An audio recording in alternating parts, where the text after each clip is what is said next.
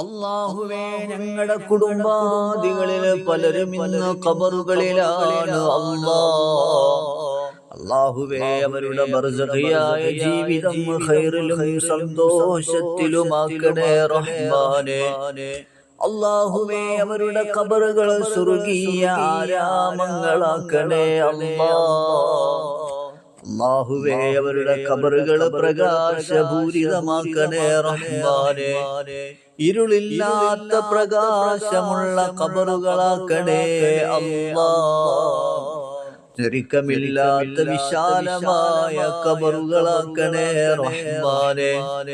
അല്ലാഹുവേ, സ്വർഗീയ കവാടങ്ങൾ തുറന്ന് സ്വർഗീയ പരിമളമാ ഖബറുകളിലേക്ക് നൽകണേ